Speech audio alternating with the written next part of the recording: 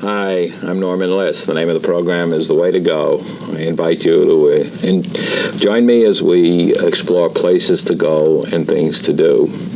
We're going to the Emlyn Theater, where there's a wonderful new play and with a wonderful star, an actress who you're familiar with, Karen Valentine. And she's here today to talk to us about First Wife at the Emlyn.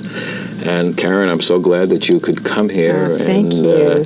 It's interesting to me that the show is billed as a serious comedy. Mm-hmm. I know you've played serious shows, you've played comedy shows. Is it difficult to play comedy and serious at the same time? Well, you see, I think comedy can come out of great pain. And I think that's what Marlene has written. Marlene Fantasyre, who's our playwright, has written into her play. As the character Eva goes through her journey of her husband leaving her and trying to make her own way as an entity on her own, in her darkest moments, she reaches to humor to survive. And I think a lot of us do that in order to survive. I mean, if you didn't laugh, you'd just die, and that's part of what serious comedy is. Yeah, but is it difficult to play? Does the audience know? Do you have to tell them that it's serious? Well, I think first you have to give them permission to laugh. Permission? That they know that it is a comedy, and that is triggered, early on in the production by certain signals that you send. In order to build a performance for a serious comedy, I think you have to delve into the pain and the hurt and the angst and the anxiety and all, and then you have to cover that up. But it has to be in there, and then that is what makes makes the words sing, so to speak. When I hear that term, serious comedy, I think of Neil Simon, who writes serious comedy. Yes, he does. People expect the laughs, but there's always something underlying it. Poignant, and it makes the laugh more meaningful, I think, when it comes from somewhere that you as an audience or I as an audience can identify with. People need that relief, too, if it's very heavy. This is a two-person play. Yes, that's right. A two-hander, as we say. A two-hander. Yeah, I've seen many one-man, one-woman shows, and as a matter of fact, I recently interviewed Tova Felcher, who has just done a one-woman show. She's a wonderful actress. And I asked her how different it was. Is it harder just doing two people as opposed to a large cast? You've done them all, I know. Yeah, well, I think energy-wise, when it's every other line or every other monologue is yours, and you have to keep that ball in the air, and there's a lot more energy required, I think, in a two-handed play. I'm very fortunate to be playing opposite Mia Sneeden, who plays the other woman, and she's beautiful, she's tall, she's blonde, she's young, she's gorgeous, and she's also very, very talented. And so to share the stage with her is a joy. It's really terrific. And despite the fact that the Emlyn is a jewel box of the theater, as I've said many times, and there's just two of you, there's a lot of scene changes that take place. You won't believe it. I mean, for a small stage, we get more jam-packed in there. You'll be amazed. We have two platforms that roll out, in and out, and the scenes change. My side of the stage goes from a bistro to a kitchen, to 40 Carats at Bloomingdale's. Mia's side goes from a hat shop to an apartment. So it's always changing, and we have projection. We have music that has written. Tom Ferreter, who is producing and directing, he wears both hats, and he wears them quite well, I must say, because I think to produce and direct, I think you're in constant battle with yourself. It's going to cost how much? I mean, I think you got to see it go like this. What do you mean it's going to cost that much? But I need it, So he's kind of schizoid that way. But he pulls off a wonderful production, and he's wonderful to work for and with, I must say, because I'm doing both. both in this case, you know. We talk about this theater. Performers tell me that you feel an audience. Sure. And being a theater where nobody is very far from the stage, right. you must have a great sense as you're doing this of that audience breathing and living with you. That breathing, living monster with 1,000 eyes. That's how Phil Bosco thinks of the audience. But you, and we'll get into some of this, you've been in the theater in all phases of it for such a long time. Forever, really. You know, my background, everyone thinks it's television, but right on my first year on Room 222, I went out and did summer stock, and I've been doing theater ever since. Do you feel as if there's a monster breathing on you every time you go out there on the stage? Sure. Yeah. Sure, because you want to get the message across those footlights, and it's a monster whose eyes never leave you. They can see if you're being truthful. They can see if you're lying, if you're honest, and they can pick up every vibe. And you're responsive to them, aren't you? I mean, the performance varies depending on.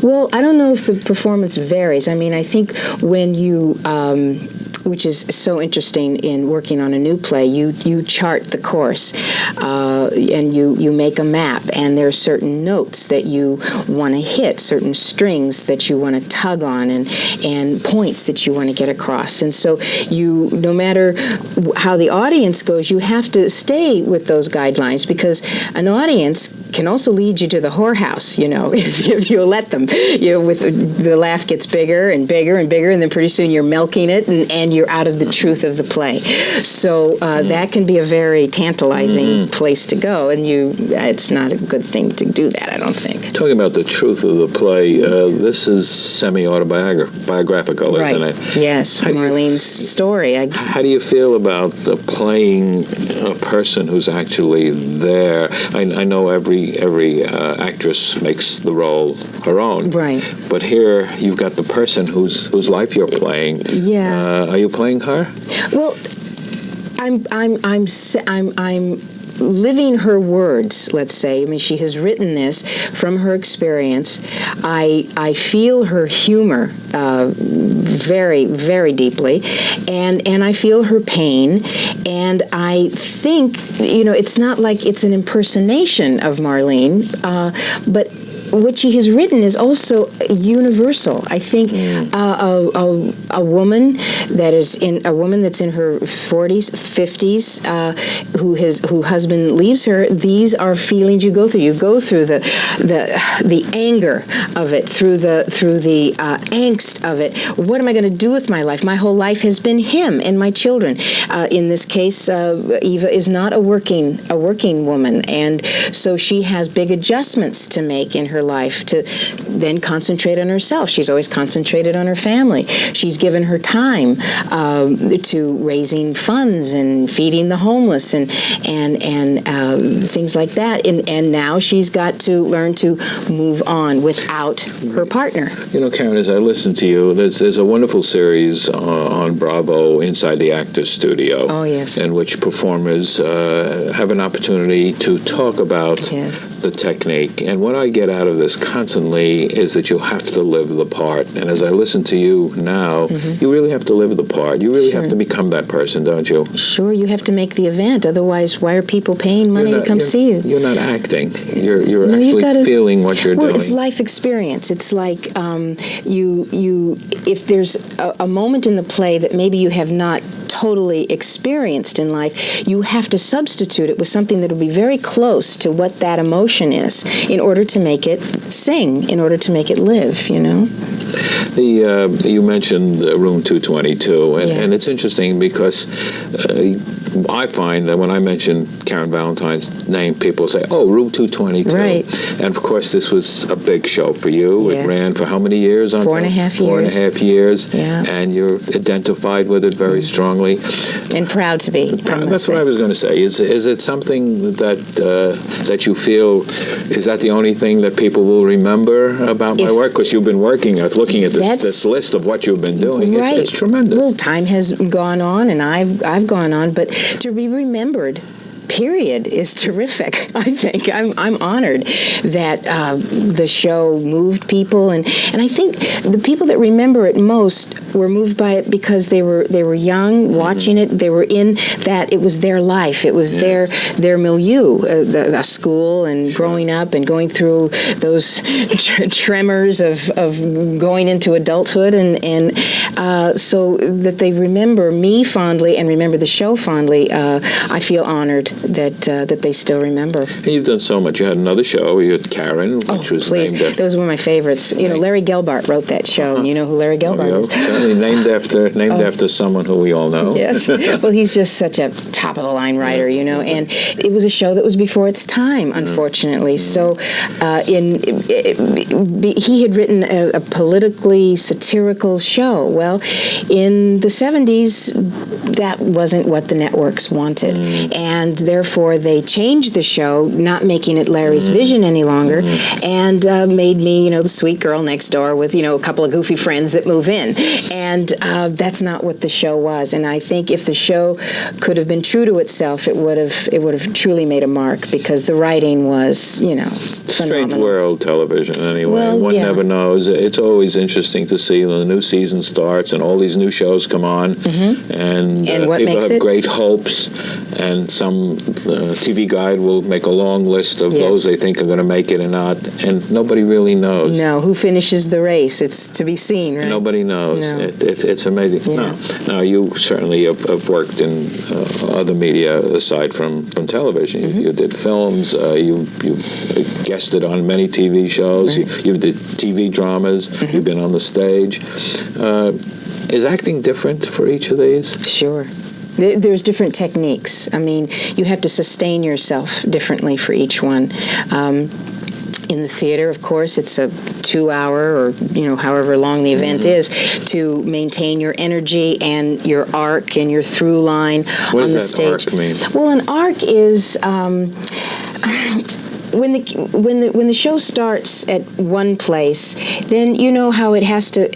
A climax has to happen, and then it has to be released, and it has to be resolved, and that is all part of an arc. It's the arc of the performance. It's the arc of the writing of the show, and I think that also has to. That kind of homework has to be done when you're doing a film or a television show, and in a film you don't have the luxury of the continuity. You're usually shooting out of sequence. So you have to chart your course very carefully so you are not at point B when you should be at point A, you know, in your film work. It seems awfully difficult for me to do something out of sequence like that and doing it over and over and over again as they do, and doing the same thing for different angles and make it seem like it's one whole unit. Right. Is it very difficult? Well, it's part of the job, you know, or else you don't get your paycheck, you know.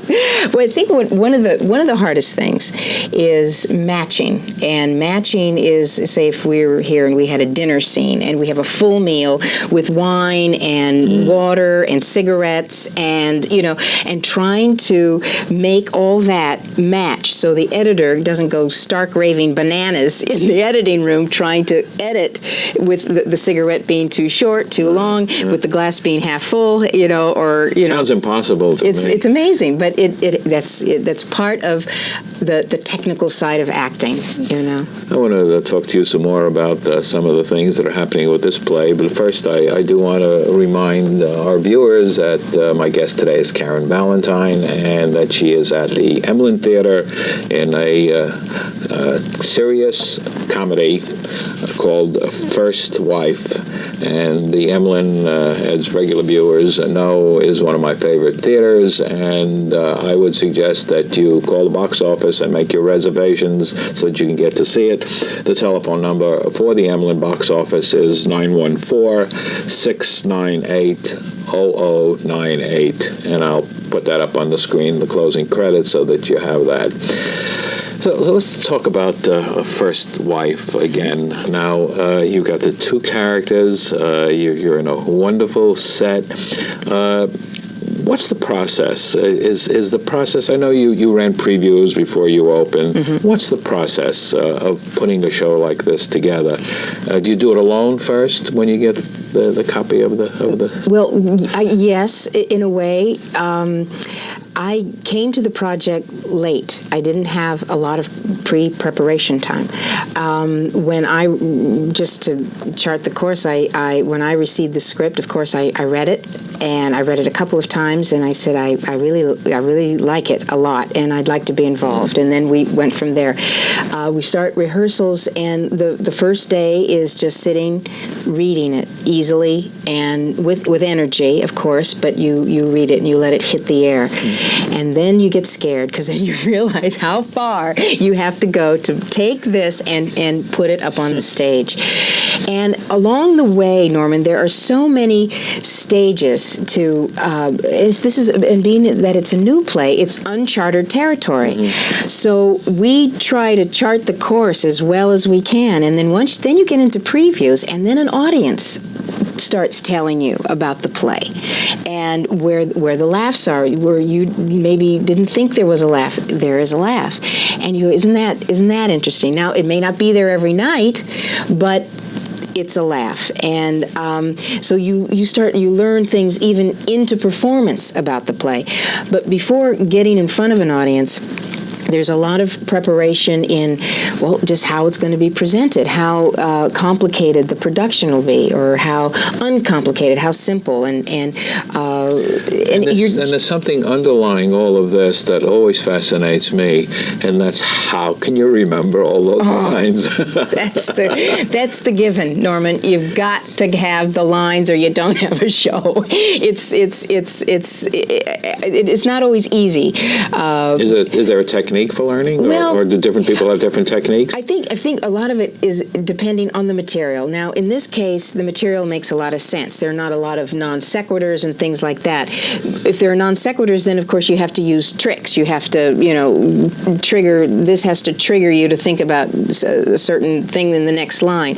This sort of moves at a logical, in a logical way, but in a two-character play, the dialogue, of course, is enormous. So it's just hard work. I find learning lines. That's the tedious part of acting, but you have to have them, and you also have to have them because what the playwright has written, there are rhythms. There are certain words that have to follow each other in order for it to make the impact that it should. I once saw a performance, an act of an actor who had appeared in a Broadway play, and what he did was he told what he was really thinking when he was delivering the line. So he delivered the line and then said his mind is off somewhere else, and then he'd come back to the line, come back to that. It must be difficult not to allow your mind to wander. You can't. You have to stay in the moment, in order to make it live and breathe. And the other actors, or the other actress in this case, you do feed off each other, sure, don't you? Definitely. And if you go out of line, then it throws everything off. Yes, and you mustn't do that.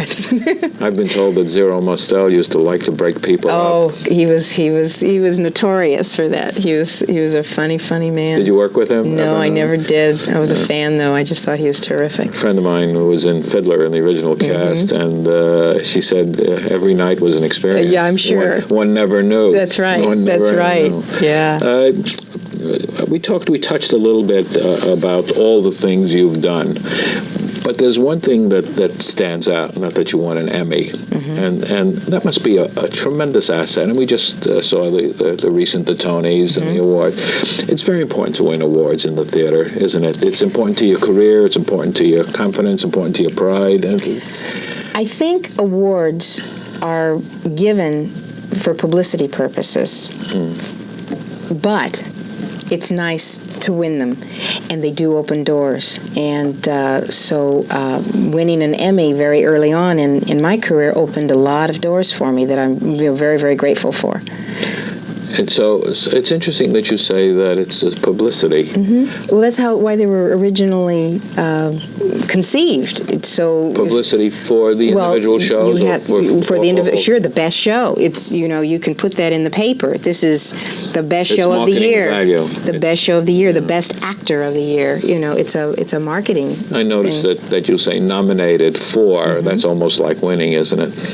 Well, it is in some of the merchandising that they do. Yeah, and I think when you are nominated in a group of your peers that you respect, it's always that's an honor, in itself. So we talk about this being a serious comedy, but looking down the list of the things that you've done straight comedy, you've done serious. Do you, or are you?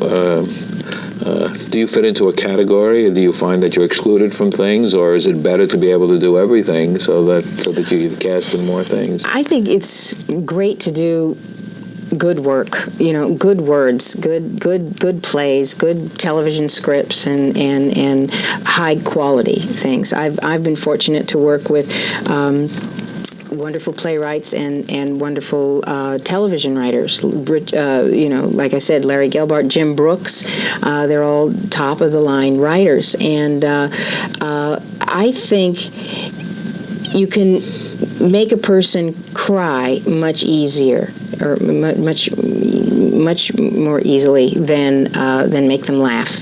That's one of the toughest things to do, is to make them laugh. You say it's not difficult to make them cry? It's easier. It's easier than making them laugh. Is part of the technique wringing an emotion from the audience? I seem to gather, whether it be laughing or crying. Well, I think it has to come from a truth that an audience can identify with, or otherwise they won't feel a thing. So it's not just a technique. Do audiences realize that truth is what's going on the stage? Well, I think that's what they respond to. I don't know if they consciously know it, but I think subconsciously they do. Truth meaning something that they can identify with? Yes, I think so. They see something recognizable in that human behavior, that it's not foreign to how they feel, so they can identify with it. Now we're coming back to First Wife at the Emlyn. So what's the truth? I mean, the truth is that the people out there can see that what's happening there has touched them, or someone we hope they know, so. Boy, I or hope someone so. they know, or sure, or maybe like it's that. an experience they've been through, or someone they know has been through, and they identify with that behavior of how when the character gets angry, or when the character is sad, or when the character just is at her darkest hour. That progression will ring true and be very recognizable. How do you sustain those emotions on stage? Well, a two-character play, you're not off very much. Right, exactly. But normally in a show where your presence may be on the entire time, but a lot of the time you're in your dressing room or in the wings. How do you sustain that continuity, that emotion, when you're not in character? I've heard some people play cards, some people stay in character. I don't know how I play cards. My hat's off to them. I don't know. I find I have to concentrate totally and be in the moment. And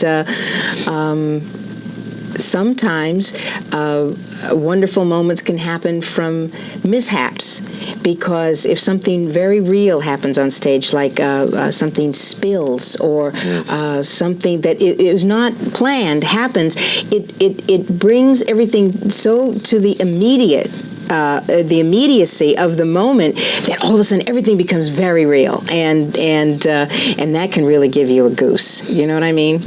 Are you afraid of breaking up? Of losing control? No. I mean, if something happens unexpected. Well, very seldom does that happen, but it could, But if you're, doing what you should be doing, that usually doesn't happen. I've seen things drop, and someone will casually pick it up, or I just saw a pillow fell off a sofa the other night, and someone just picked it up as if it happened all the time, and it was part of the script. Yes. I remember something a long time ago where all the players were facing the audience, and someone kind of threw something over her head, and the audience broke out, couldn't stop laughing, and they had no idea what had happened. And everything had to stop, and nobody knew. Finally, someone must have said something off stage, and the assemblage it was went behind the picture and just slid into the back of the picture. You just went behind the picture. It was just very casual, funny visual. But there was no way that they could go on because the audience didn't stop, Wouldn't and they had no idea what was going on. What it was. Isn't that funny? Those are moments. Well, you those dread. are moments. Yeah, those are like when the gremlins come on stage, I guess. Talk some more about putting together, being in a show for the first time. Oh, you mean a new play? A new play. Yeah. Yes. Well, I think in a new play, because even during our previews and such, the play is being honed and whittled and fine-tuned while we're playing in front of an audience. Yeah, that's what previews are for. That's right, Yeah. and it because I think, like I said earlier, an audience tells you a lot about your play beyond what you already know, and you can learn from an audience what is working and what isn't, and you can fine-tune it, and you can nip and tuck it and make it more meaningful and more powerful.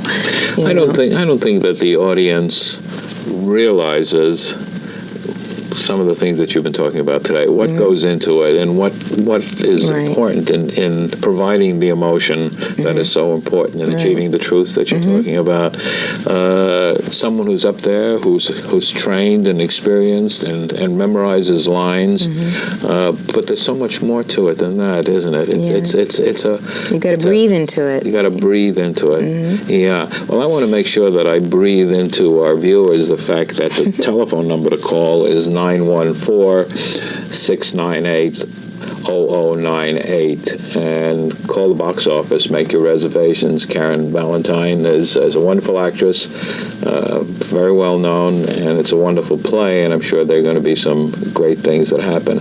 I am so glad that you came here today. Oh, thank you for having me, Norman. This has been a real pleasure for me. It's been a pleasure talking to you about it. I wish you a lot of luck with this show. The name of this program is The Way to Go. I'm Norman Liss, and until next time, enjoy yourself.